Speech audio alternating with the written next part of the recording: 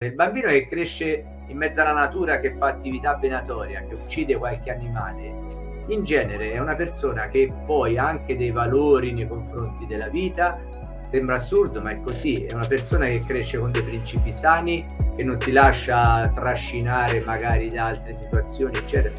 Magari è la persona più rispettosa poi nei confronti anche degli altri esseri umani e così via.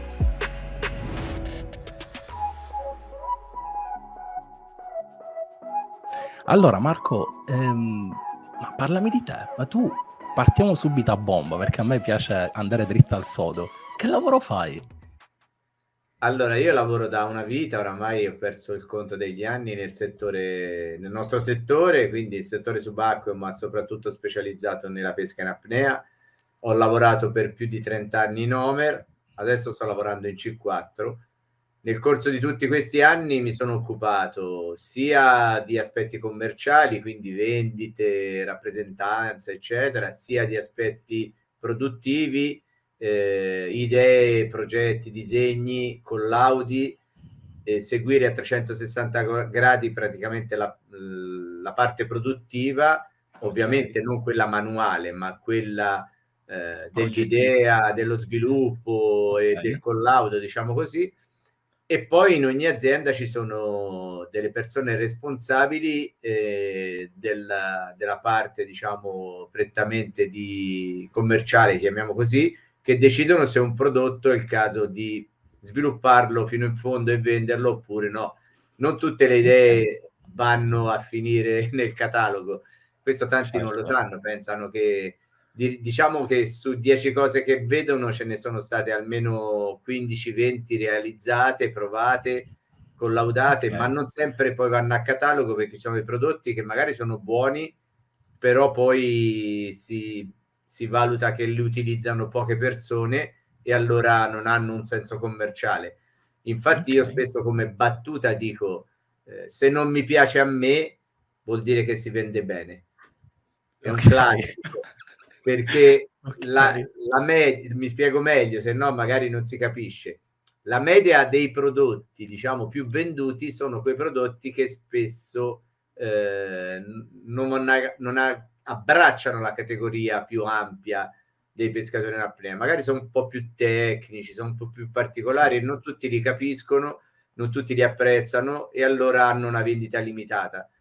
ok, Invece i prodotti che sono un po' più, diciamo, banali, commerciali, eccetera, spesso incontrano il giudizio positivo sì, un po' tutto il mercato e allora si vendono meglio.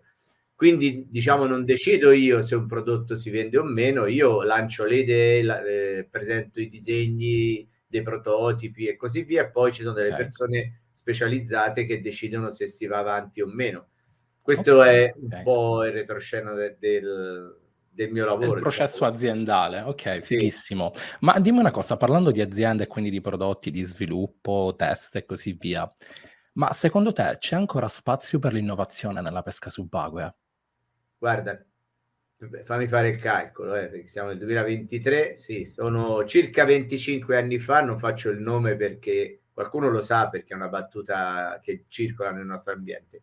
Un nome famoso del nostro ambiente, un giorno durante una riunione tra atleti, personaggi del settore, eccetera, mi disse: "Ma cosa pensi? Nel giro di un anno o due non ci sarà più niente di nuovo." Stiamo parlando di 25 anni fa. Io mi misi a Okay, ridere e dissi: "Secondo me non si finirà mai, mai, mai di inventare qualcosa di nuovo." E ci fu una specie di piccolo battibecco amichevole, diciamo così. Adesso a distanza di 25 anni, se mi metto a farti l'elenco di tutte le novità che sono uscite in questi 25 anni, è roba da impallidire. E io conosco prodotti che usciranno tra un anno, 2 anni, che ancora il mercato e okay, il pubblico non li conosce, e ti posso dire che okay. c'è ancora tanto da fare. Fantastico. Io te lo dico, bonariamente perché comunque dico ho 30 anni, ho vissuto solo veramente negli ultimi anni la pesca subacquea e osservandola più o meno da principiante ho percepito che quasi sempre la stessa roba viene rinnovata e così via. Questo mi dà molta speranza perché, è è tanta roba quello che stai dicendo ed rappresenta fondamentalmente anche la serietà dell'azienda che è dietro nello sviluppare progetti che appunto usciranno tra anni. Questo è sicuramente è un buon sintomo. Hai parlato di atleti durante le tue riunioni. Tu sei il Sì, direttore tecnico della Nazionale Italiana di Pesca Subacquea maschile e femminile. esatto. Cosa significa per te, personalmente, e poi me lo rapporti agli atleti che segui, l'essere agonista? Allora, è un qualcosa che è molto spontaneo, diciamo così, non è un qualcosa che si decide un giorno perché ci sa l'idea, eccetera. Io credo che, andando proprio molto indietro a questa domanda, anche guardando altri sport, mi è capitato più volte di seguire dei bambini che fanno agonismo in altre discipline, o di curiosare, diciamo così, o di parlare con altri preparatori atletici, allenatori, dirigenti, direttori sportivi, eccetera, eccetera. Mi piace molto il mondo dello sport, per cui lo seguo proprio a 360 gradi, e ti posso dire c'è un fattore comune sempre, che siano i 10 anni, che siano i 20. Per esempio mia figlia ha 12 anni, sta facendo agonismo di volley, pallavolo femminile, Okay. e c'ho il caso proprio in casa. Riscontro quelle caratteristiche, proprio probabilmente avrà preso, ci avrà parte del mio DNA, è chiaro, però ci sono quei meccanismi che quando li vedi capisci subito al volo che là dietro c'è un atleta, c'è qualcuno che ama confrontarsi, ama le sfide, ama fare appunto agonismo, perché poi l'agonismo è una competizione aperta, è un qualcosa alla luce del giorno. Invece ci sono persone che soffrono l'agonismo, ovvero che sarebbero brave, per esempio nel nostro settore ci sono tanti bravi pescatori in apnea, che però non fanno gare perché hanno paura di fare brutta figura, hanno paura di non poter Okay. mettere in atto quello che gli viene spontaneo fare. L'esempio classico: uno va a pescare tutte le mattine, che ne so, all'alba, fa i suoi posticini, c'ha le sue metodologie, in gara devi stravolgere tutto, cambi gli orari, cambi i posti e sei in mezzo agli altri, per cui devi lottare, devi affrontare una sfida molto più enorme.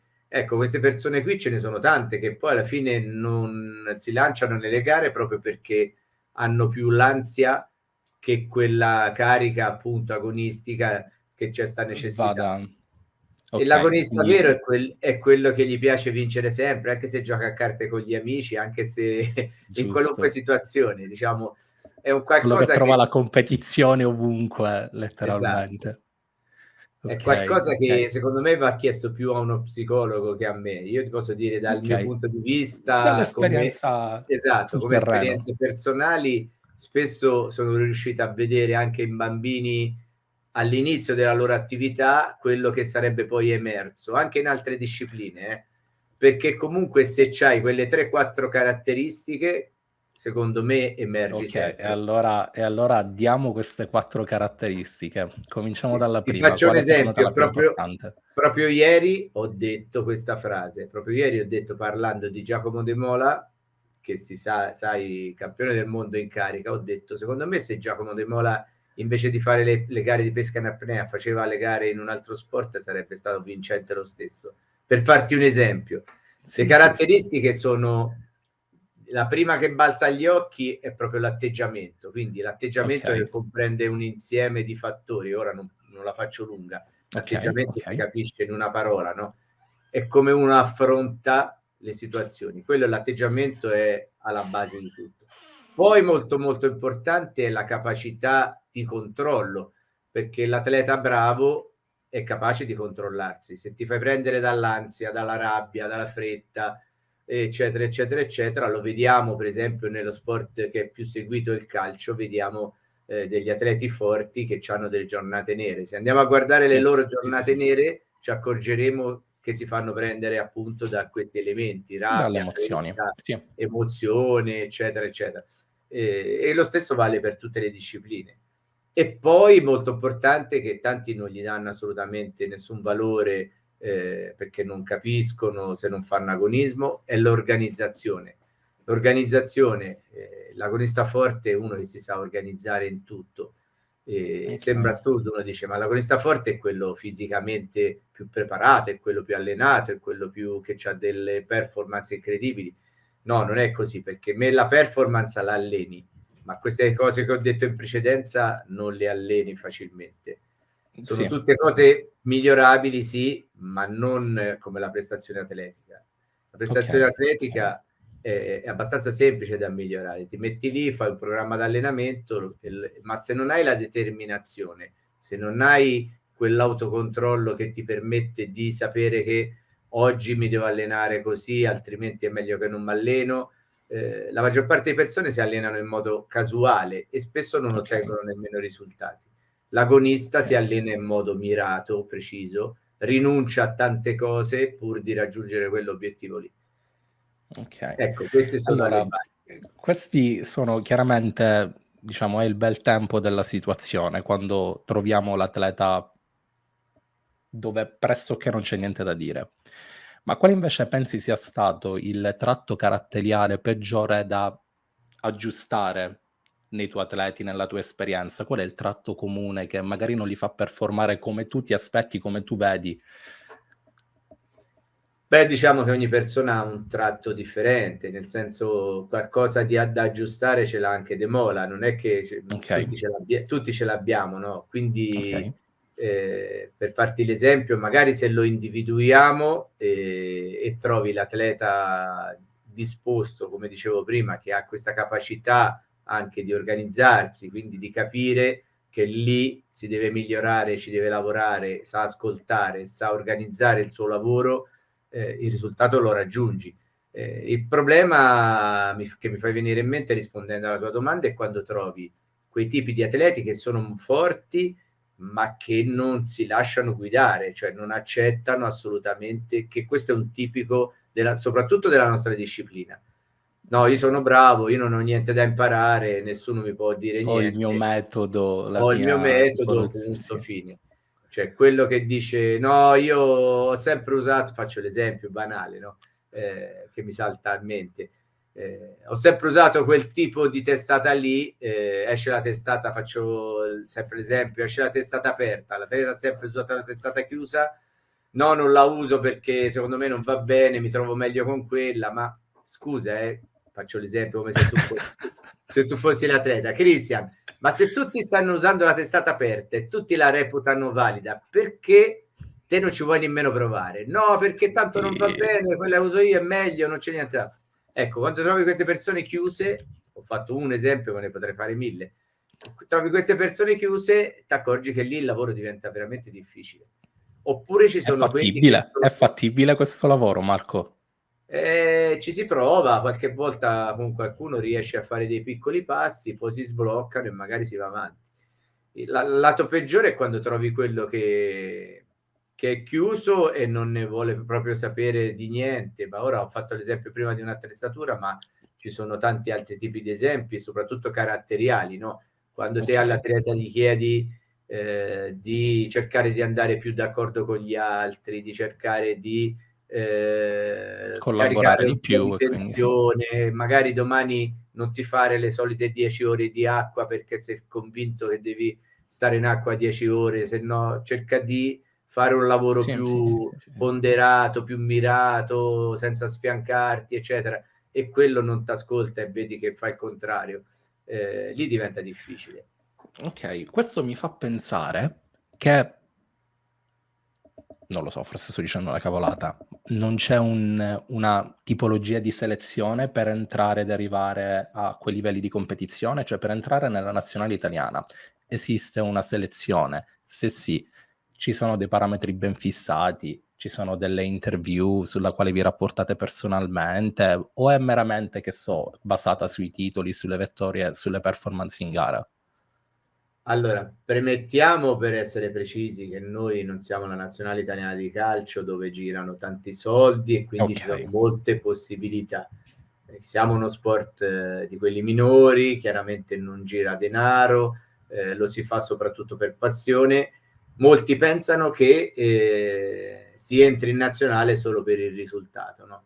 Però, questo oramai è già stato spiegato tante volte, cioè c'è una grossa differenza tra andare in un posto X a fare un campionato individuale, fare un buon risultato perché magari in quel campionato hai preparato 2 mesi, perché conoscevi la zona, perché avevi degli amici nella zona, perché era il tipo di fondale perfetto per te, e anche soprattutto, questa è la cosa più importante, sei andato quando vuoi tu, dove vuoi tu, con tutte le tue abitudini.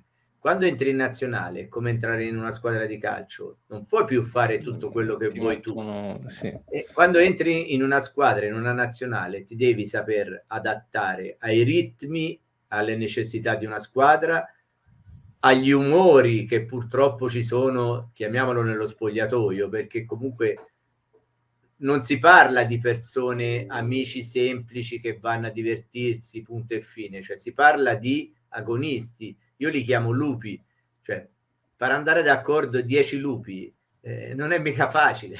Poi il pescatore di quei livelli me l'immagino Eh. così immerso totalmente a 360 gradi in questo mondo che saranno alieni dal punto di vista personale, chiaramente. Esatto, per cui alla fine, in conclusione, in risposta alla domanda, sì, il risultato va bene, conta, certo che non lo sottovaluti, è un aspetto, è uno dei tanti aspetti, ma è uno.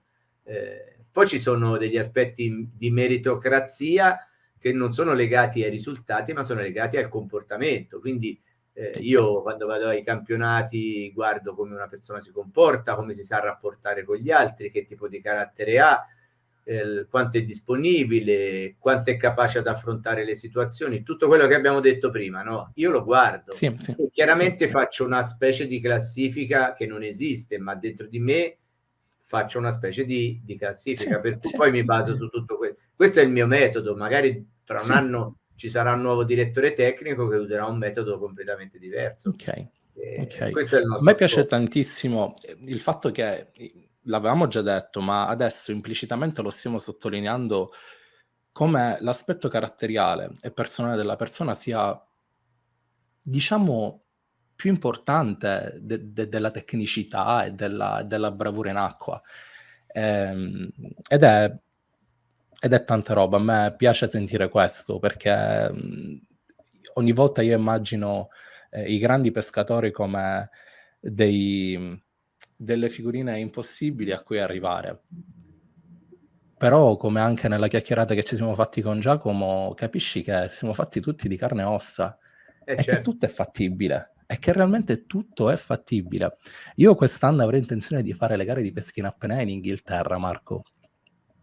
Ora, voglio provare quella sensazione di trovarmi in acqua e sapere che devo prendere più pesce degli altri. Sono curioso rispetto a questa emozione. Ehm, pescare a segnale qui sembra complicato, a meno che non parliamo di zone particolarmente rocciose, però la sensazione è che quasi tutte le pescate le si concludono in acqua libera. Che consiglio daresti a me? Non so se hai esperienze in Inghilterra o comunque dico, vabbè, No, no. figurati, non ti manca. Che consiglio daresti a me che sto cominciando? Mettiamola così. Che sia in Inghilterra o ovunque in Italia o in Europa. Beh, prima di tutto direi che bisogna farsi una piccola cultura generale su cosa comporta affrontare una gara di pesca in apnea, perché è chiaro che bisogna partire da lì, questa è la base. Per cui Okay. ci sono delle situazioni, sia che parliamo di Inghilterra che di Grecia o di Spagna o di Italia, quello che vogliamo, sono tutte molto simili. Ciò che cambia è il tipo di pesce, il tipo di fondale, magari la tecnica, però alla base il resto rimane tutto invariato. Quindi come mi organizzo, come affronto la competizione, con che spirito ci vado, quale strategia posso utilizzare, eccetera, eccetera. Quindi la base è questa, è quella diciamo più importante secondo me. Quando hai queste basi qui, poi dopo puoi lavorare sugli aspetti diciamo puramente tecnici per capire come pescare meglio quel tipo di pesce o meno, però se ci sono queste basi siamo già un bel po' avanti, diciamo così. Okay, Dopodiché magari superate queste basi si studia la zona, si studia il posto, il okay. tipo di pesce e così via. Si cerca di avere informazioni su come normalmente vengono svolte le gare in quella zona, che tipi di pesci prendono, Che poi, Cristian, è la stessa cosa che capita a noi ogni volta che andiamo a fare una gara all'estero. Sì, Cioè, sì, noi ci troviamo sì a pescare, faccio un esempio, magari come l'anno scorso in Tunisia, i pesci che ci sono anche in Italia, saraghi, sì. corvine, cernie, ok, però non sappiamo alla base in quelle zone qual è il pesce più pescato, Cosa può qual è il pesce più succedere? Sì, sì, sì. presente, nelle gare precedenti che hanno fatto lì, che cosa hanno preso. Noi ci informiamo prima di partire, cerchiamo di avere informazioni attendibili ovviamente, poi facciamo dei filtri perché le informazioni purtroppo non sempre sono attendibili e spesso sono anche mutabili, diciamo così, perché se io ti racconto com'era il mare 20 anni fa, è chiaro che è ben diverso da uno che te lo racconta oggi. Sì. Ecco che allora cerchi di fare tutto un pentolone di informazioni, eccetera, eccetera, e poi dopo tiri fuori, diciamo, il succo vero e proprio. E ti basi su quello perché non hai altro. Non è Sì. che puoi andare lì per 2 anni a cercare di imparare qualcosa, di fare qualcosa, eccetera. Diventa un problema. Okay. Tu ti ricordi esattamente l'emozione che avevi quando facevi tu le competizioni? Proprio il momento in cui entravi in acqua, come ti sentivi? Raccontami di quel momento. Allora, son passati un bel po' di anni, però non mi sono dimenticato. Non è proprio così, perché tutto quello che succede quando te entri in acqua in qualche modo lo hai già pensato, visualizzato e vissuto i giorni precedenti, perché così in genere ci si avvicina alla gara. Non è che te ti butti in acqua e inizi a pescare come fai normalmente. Per esempio, se adesso vado in mare, arrivo, mi butto, studio un po' la situazione, provo qualche aspetto là, qualche caduta di qua, un po' basso, un po' più fondo, cambio di situazione, studio un po' e poi decido. In gara non lo puoi fare, in gara devi arrivare già preparato, per cui te sai già tutto prima di iniziare la gara, sai già se sei uno che sei preparato, ovviamente l'inesperto si butta e fa tentativi, però ecco l'atleta preparato sa già tutto prima di entrare in acqua, quindi c'ha il piano A, il piano B, il piano C. Allora, piano A è quello migliore, mi butto, faccio questo, questo, questo, mi sposto, vado là, faccio un'ora qui, faccio mezz'ora lì, faccio questi 10 spostamenti, cioè c'ho Dimmi tutto dimmi chiaro. dimmi quindi vai da tana in tana in questo momento. Cioè Diciamo entri vai piano A. o da zona a zona o da tana a tana, perché non sempre peschi in tana, magari vai a fare un aspetto lì, Okay, una tana là, okay, vai a cercare un tordo in caduta di là, e insomma c'è tutto chiaro okay, nella testa, c'è il tuo programma, te lo scrivi anche su carta perché lo memorizzi meglio, e poi c'hai l'assistente, si parla di gare di alto livello, quindi non sei da okay, solo, c'è l'assistente che c'ha tutto questo foglio, questa lista dove dice andiamo nel punto numero 12, che ne so, Sarago e 2 corvine, andiamo nel punto numero okay, 13, 2 tordi e un grongo, faccio degli esempi, okay. andiamo nel posto Vai. 15, c'è questo e questo. E c'è già tutto chiaro, c'è già tutto prefissato, per esempio che sul primo posto ci perderai circa 10 minuti, sul secondo 20, sull'altro qui. Okay, Quindi ti fai okay, tutto uno schema proprio, una mappa ben precisa.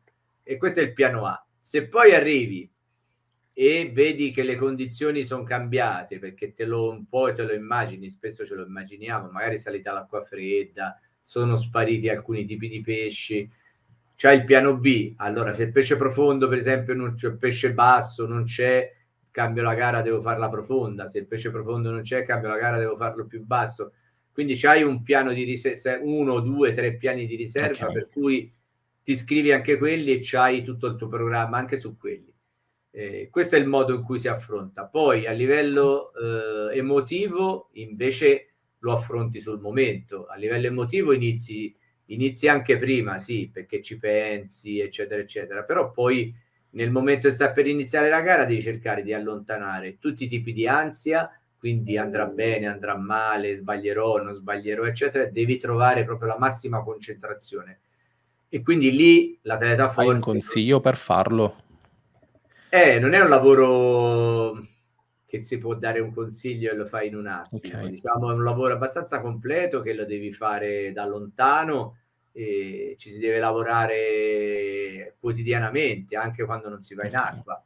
C'è un lavoro proprio, non si va in cose estreme, tipo meditazioni incredibili o Ok. chissà che, però la capacità magari di chiudere per un attimo gli occhi, di respirare lentamente e di vedere tutto quello che succederà.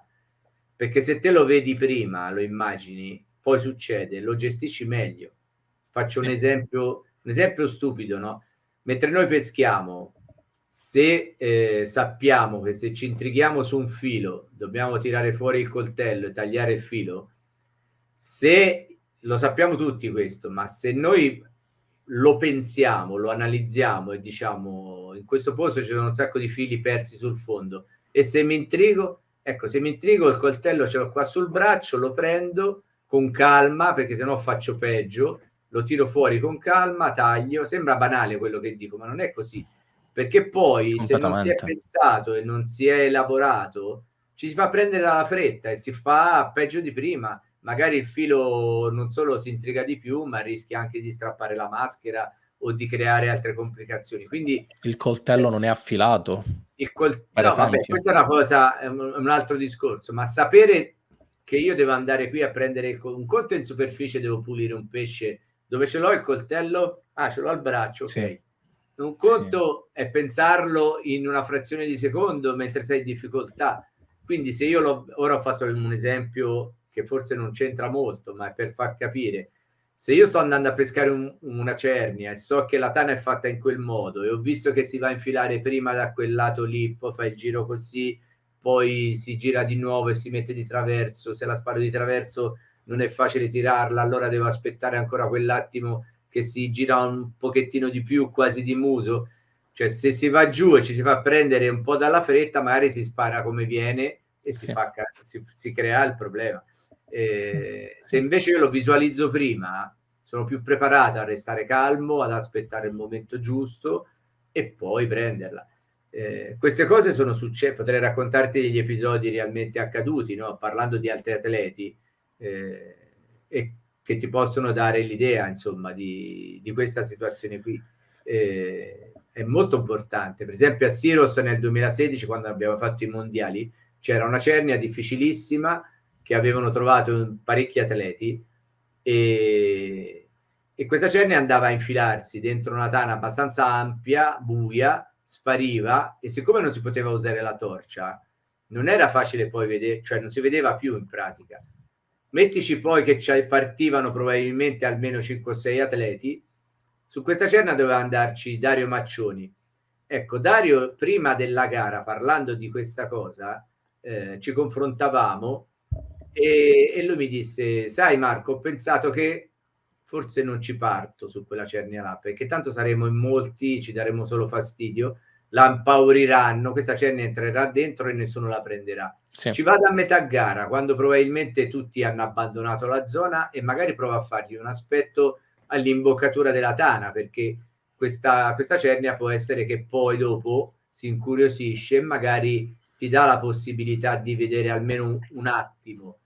sì. E io ero d'accordo su questa tattica, anche se un po' rischiosa, però ero d'accordo. Lui si è immaginato tutta la situazione, è rimasto calmo, non c'è partito, perché non è poi facile lasciar partire tutti i tuoi concorrenti su una cernia grossa che conosci anche tu. C'è andata a metà gara, in realtà poi l'ha presa proprio così come l'aveva descritta e come l'aveva immaginata. Ecco, per dirti, questo è uno dei tanti esempi. Ora mi è venuto in mente questo, te ne potrei raccontare a centinaia, dei tanti Immagino. esempi che spesso fanno la differenza tra un atleta e l'altro. Magari un altro sarebbe andato lì, avrebbe fatto un gran caos, come hanno fatto Sì, poi quei 12 ci sono partiti, non 5, 12. Quei mamma 12 mia. là ci hanno perso mezz'ora, hanno fatto un gran caos, hanno perso mezz'ora di tempo, non hanno preso niente. E Guarda, magari invece vedi, fra tanti c'è quello che ci ragiona, che riesce a organizzare, diciamo, una strategia, a controllarsi. a controllarsi senza farsi prendere dall'ansia, eccetera, Sì, eccetera, sì, e magari fare bene. facendo sì. Esatto, Dimmi una cosa, tu hai vinto personalmente e hai anche vinto con la tua squadra. sì. Qual è la sensazione più bella? Beh, è inevitabile, quando vinci individualmente è sempre il top. Però io sono sempre stato comunque un uomo di squadra, una persona che ama la squadra, al di là del mio ruolo attuale. Comunque sono sempre stato, anche quando giocavo a pallone con gli amici, comunque io ero sempre quello che cercava di tenere unito il gruppo, che cercava di dare la pacca sulla spalla a quello che Sì, sì, sbagliava il sì. rigore, a quello che sbagliava il passaggio, cioè sono sempre stato un po' da squadra, diciamo così, anche se poi ho fatto sport individuali. La sensazione nell'individuale è tutta tua, ok? In squadra c'è di bello che la condividi con tutti gli altri, diciamo, e di negativo il fatto che comunque spesso quando vince la squadra passa in secondo piano il singolo. Però se la squadra la vivi bene, ti dà grande È soddisfazione bello, è altrettanto, bello. diciamo. Per me non è stata tantissima la differenza. Ok, ok, bellissimo, Invece me lo non tutti gli immaginavo atleti sono predisposti alla squadra, eh. completamente. Molti sono egoisti e magari pur di ottenere loro un risultato sono addirittura capaci di danneggiare, non dico ora ho sbagliato, ho usato un aggettivo un po' esagerato, No, non no, dico no, no, capisco alcuni, perfettamente. alcuni sono addirittura in grado di danneggiare i propri compagni pur di fare loro il risultato. Per quelle persone lì la squadra non conta niente, conta Quello solo direi che è l'individuo. una delle caratteristiche Sì, dei lupi cattivi di mare, sì, sì. capisco perfettamente. Ascolta, mettiamo caso che io già ho un paio di anni di selettive alle spalle, e sto guardando a quei livelli, personalmente, da atleta e a livello personale. C'è un programma di allenamento, inteso come non, sai, le schede e quant'altro, ma un pescatore di quei livelli che è in nazionale, quante volte va a pescare alla settimana? Quante ore spende in mare la settimana? C'è una media? Ci sono dei consigli che dai tu a loro o Sì, dimmi. sì, diciamo che ci sono dei consigli, ma non c'è una scheda uguale per tutti, perché poi è tutto molto soggettivo. Non siamo professionisti, per cui mentre nel calcio, per esempio, sono professionisti e vivono di quello, puoi fare dei programmi adatti per tutti. Nel nostro caso ognuno ha la sua vita, chi è sposato, chi non è sposato, chi lavora, chi lavora part-time, chi Sì, ha 40 anni, chi ne ha 30, chi magari economicamente sta bene, chi economicamente sta meno bene, cioè su tutti i fattori che ti cambiano in qualche modo le le possibilità, per abitudini. cui Sì, il tempo disponibile per allenarsi non è uguale per tutti, le possibilità non sono uguali per tutti, magari uno ha il mare vicino, l'altro no, uno ha la piscina sì, vicino, l'altro no, quindi nel sì, nostro fattore ci sono troppe variabili.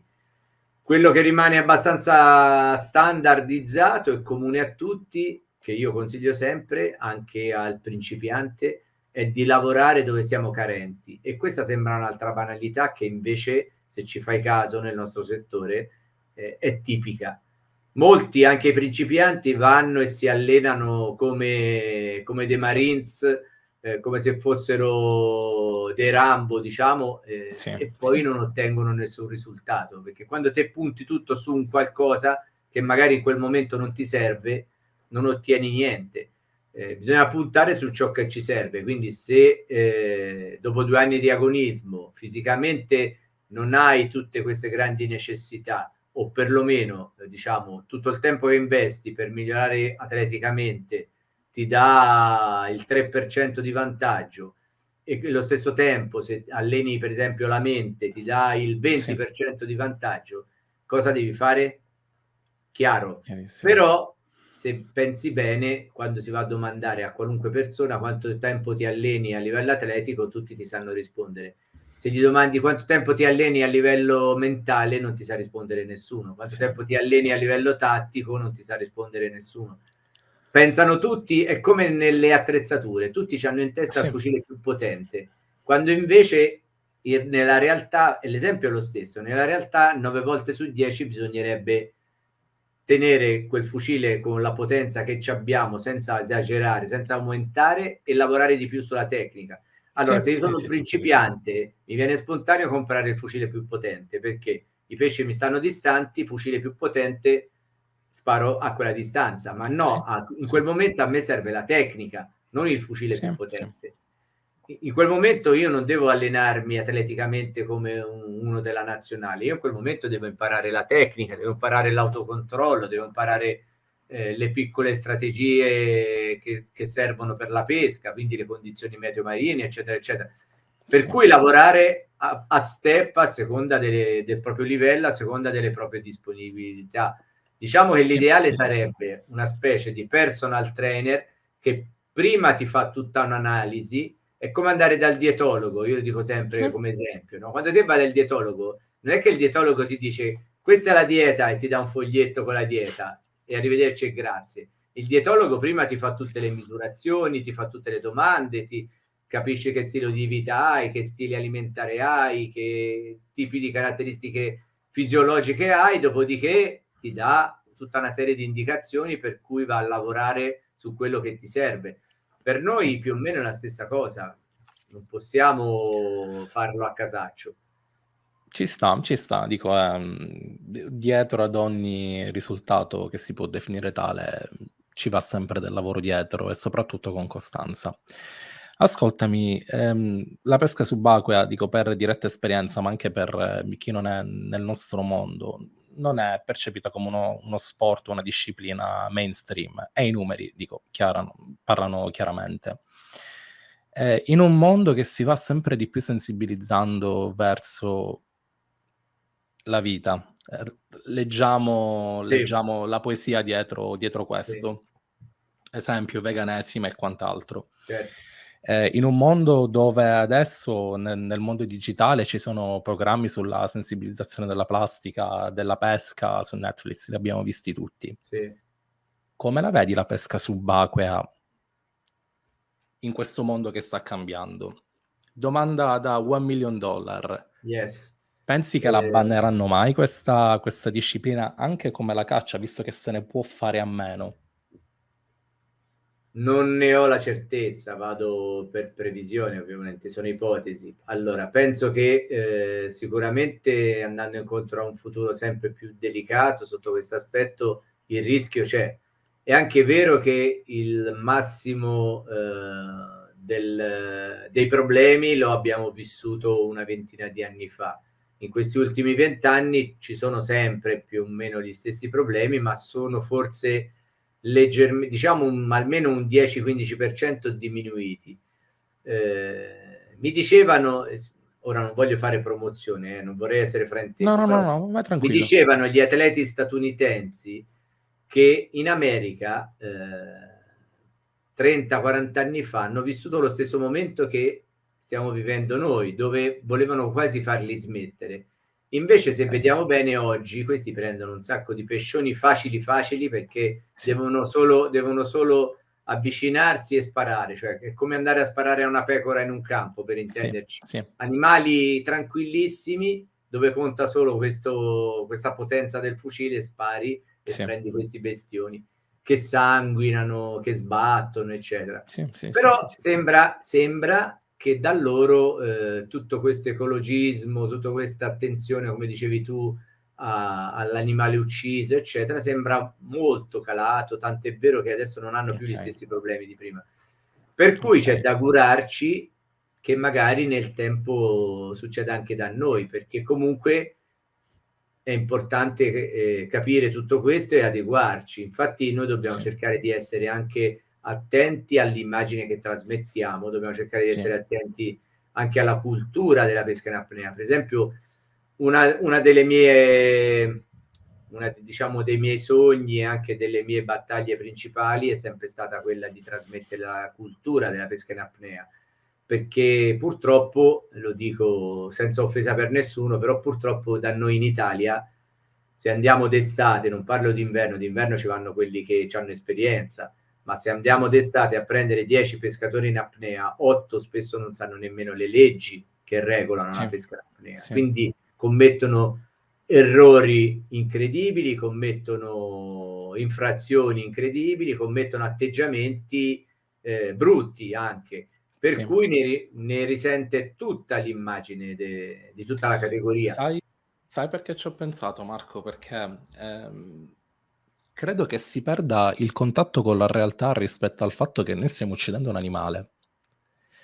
E lo facciamo così tanto meccanicamente, a volte quasi anche senza motivo, che perdiamo quella sensibilità che invece agli altri resta. Sì, E sai perché me ne sono reso conto? Perché, di recente ho fatto un video e ho ripreso e poi montato all'interno del video io che uccidevo il pesce. L'ho fatto vedere a degli amici, a dei parenti. Mi dicevano: "Sì, il video è bello, però te la è violenta potevi come scena. te la È potevi violenta come evitare scena". quella scena là. Sì, Forse è cruento. dico, Sì. è un ragionamento probabilmente controcorrente, è un No, no, ragionamento. no, guarda, secondo me c'è un significato. Ti faccio un esempio. Mi piace sempre fare tanti esempi.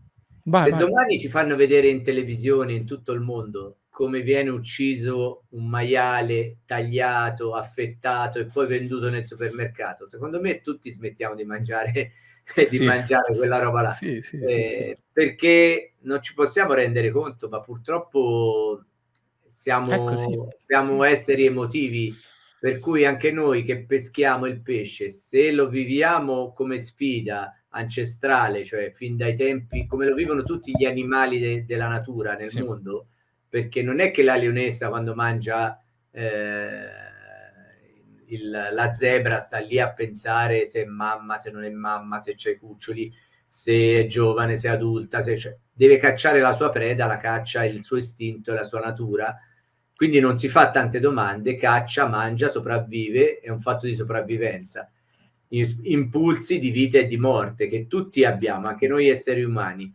Però noi siamo condizionati dal fatto che sembra che abbiamo un'intelligenza superiore, pensiamo troppo, addirittura siamo arrivati a sì, pensare oltre il troppo e ci sì. facciamo tante di quelle domande, tante di quelle Seghe paranoie, mentali, chiamiamole così, paranoie, sì. e siamo arrivati a questo livello qua, che addirittura ci fa, ma quel pesce là, se lo vado a comprare al supermercato o se me lo pesco con le mie mani, che differenza c'è? È sempre un animale che viene ucciso per essere mangiato.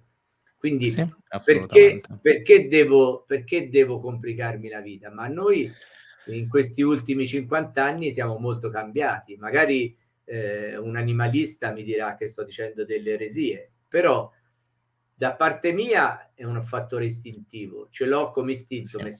mi è sempre, diciamo, io fin da piccolo andavo a caccia con la fionda, noi Sì, la sì, chiamiamo sì, sì, fionda, sì. insomma, ora non so il nome che usano tutti, però Viviamo per quel momento in eh, cui parte la freccia. A me piace pensarla così.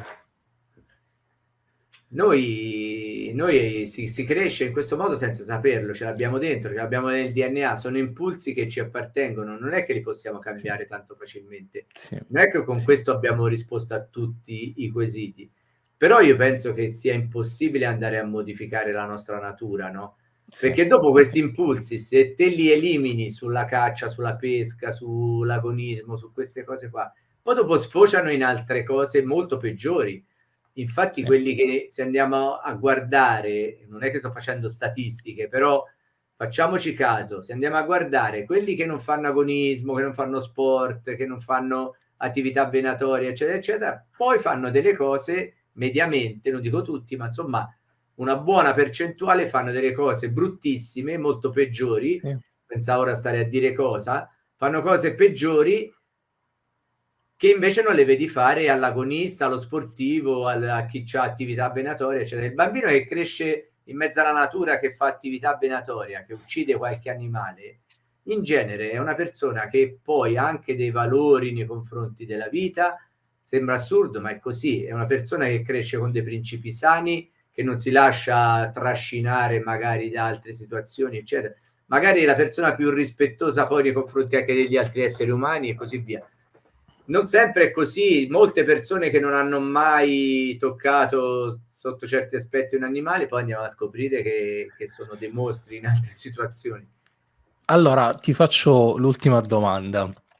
Spiegagli ad un ambientalista, ad un animalista una gara di pesca.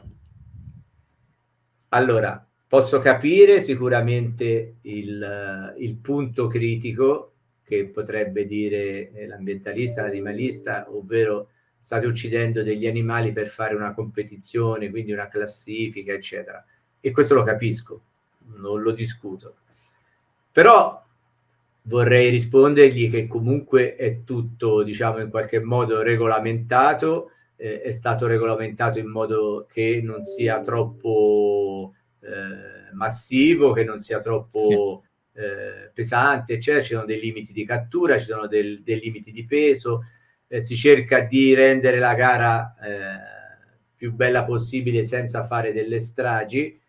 sì, sì. Alla fine non lo convincerò mai, però comunque Il pesce diciamo come che, viene gestito dopo la gara? Viene dato di solito in diciamo che il beneficenza? pesce che viene catturato comunque poi va sempre a finire che viene Sulla tavola. mangiato, Sì, va sempre a finire che viene mangiato spesso da persone bisognose, magari viene portato negli ospizi, in sì, posti dove ci sì, sono persone che non avrebbero mai idea di mangiare quel pesce così fresco, così buono, sì, sì, e c'ha una finalità anche. A volte il pesce viene venduto all'asta e con ricavato vengono fatti degli assegni a sì, beneficenza magari della ricerca scientifica o di altre cose. sì. Certo, non sono giustificazioni che verrebbero No, no, no, accettate no. facilmente, però non è Io mi nemmeno sono così brutto, non è nemmeno sì, così brutto come viene descritto certe volte, nel senso che assolutamente. Anche tanto quelle perché persone.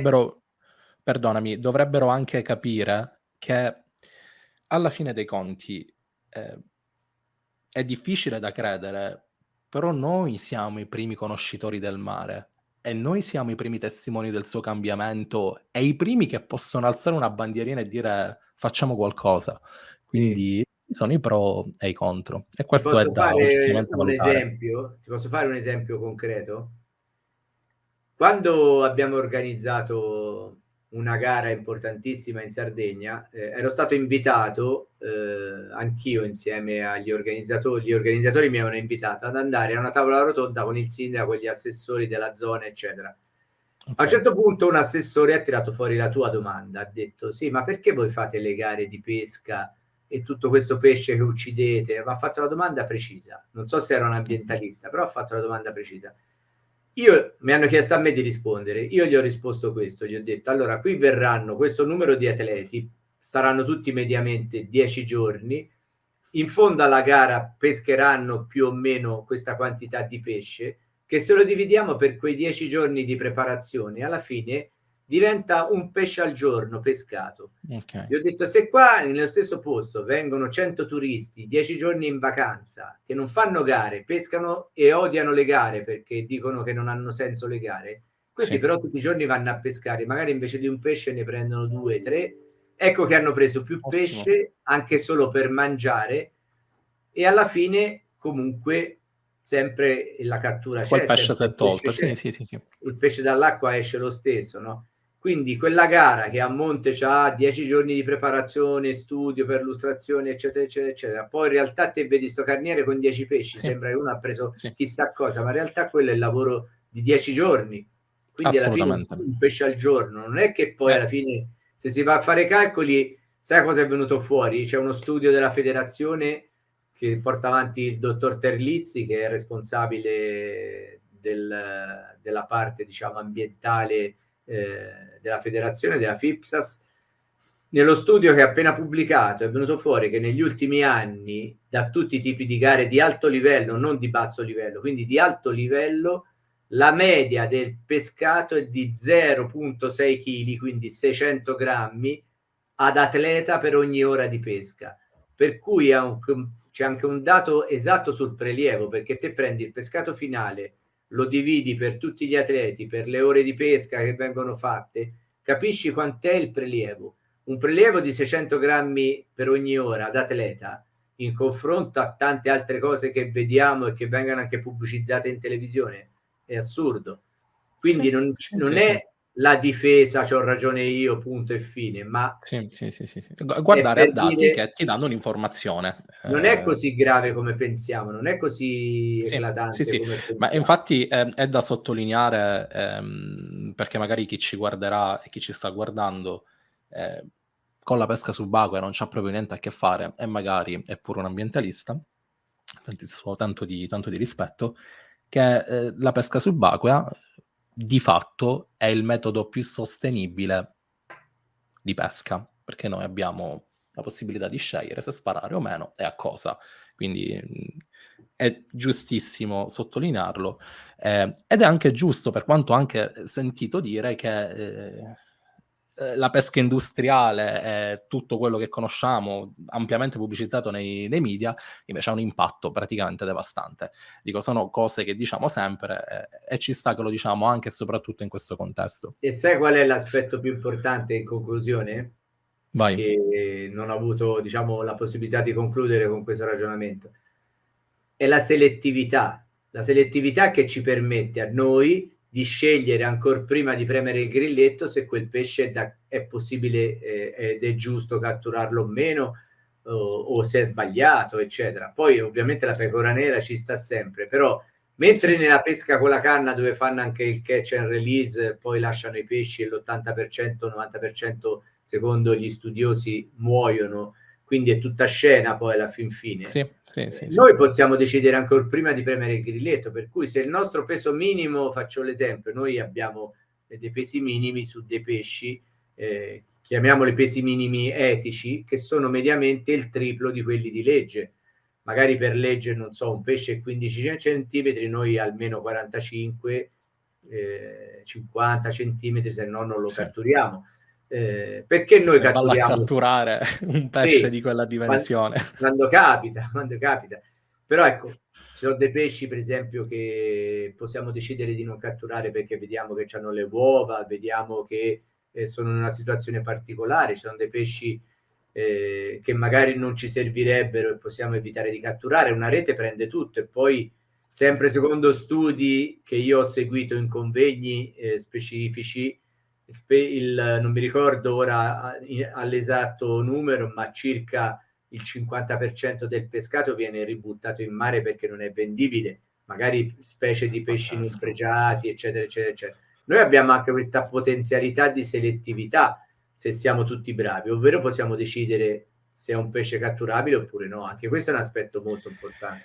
La verità, Marco, è che ci vogliono le palle per fare quello che facciamo e non Certo. tutti ce le hanno. Fine.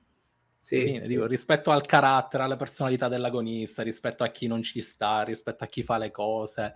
Questo è uno sport che, quando preso seriamente, ci vogliono gli attributi. Marco, è stato bellissimo. Ero sicuro che Grazie. sarebbe uscita una conversazione così.